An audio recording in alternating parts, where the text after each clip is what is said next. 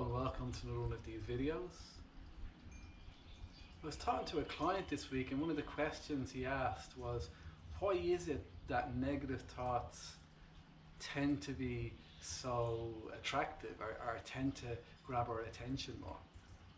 And this is something that I noticed myself over the years. So part of the problem is that negative thoughts just have far more punch to them. It's like they stand out more, they're more noticeable. And of course this is no surprise. I mean, this is why news programs are full of negative news. I mean, there's plenty of good things happening in the world, but we tend to pay more attention to the negative stuff.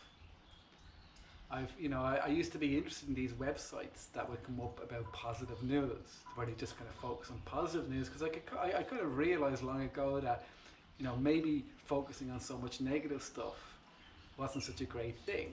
But the problem is these positive news sources don't tend to last very long, or if they do, they don't get a very large audience, because our mind tends to be more attractive to negative news. It's just simply because they grab our attention more.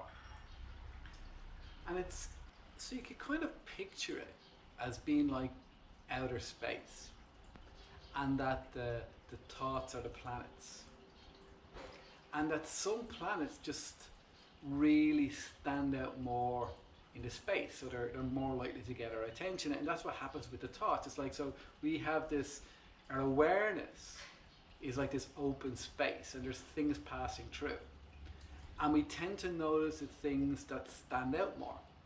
And unfortunately, the things that stand out more tend to be the negative things. In the same way, if I went up to you and I said to you, oh, you're wearing a nice top today, you might give some attention to that. But if I said to you, your house is on fire, you'd probably give more attention to that. It just kind of grabs their attention more.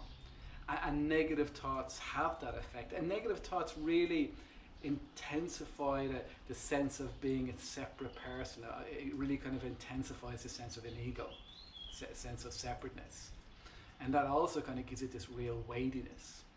So, negative thoughts, they're just simply more able to grab our attention. They've got more punch to them.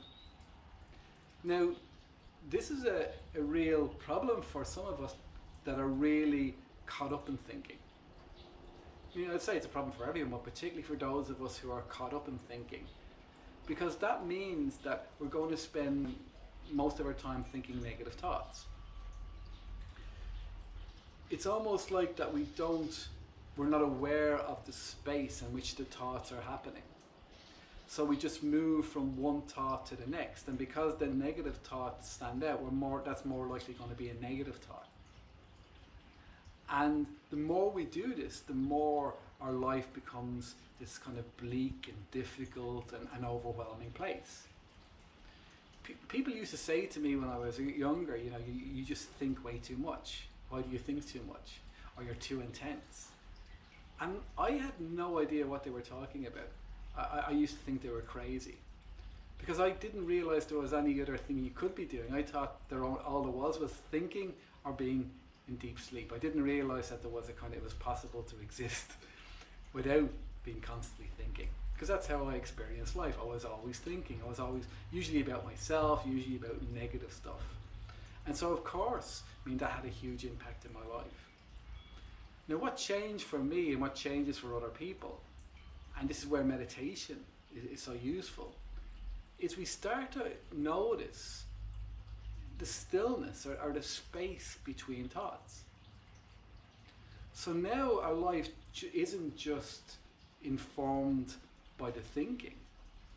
It starts to be informed by this space between thoughts as well, the stillness. And that slowly begins to change our life.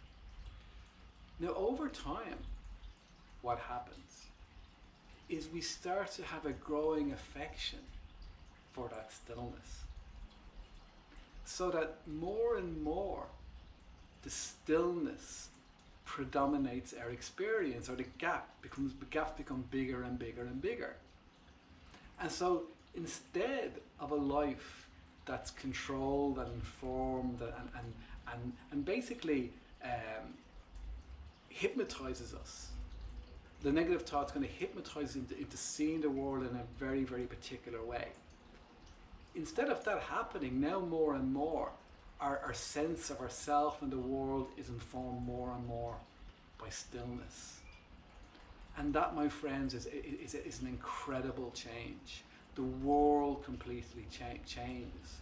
And we start to see that really the problem was never the world. The problem was the fact that we were constantly locked in a negative, mostly negative description of the world. So that's what I wanted to just share with you today. I hope that was helpful, and I'll see you again.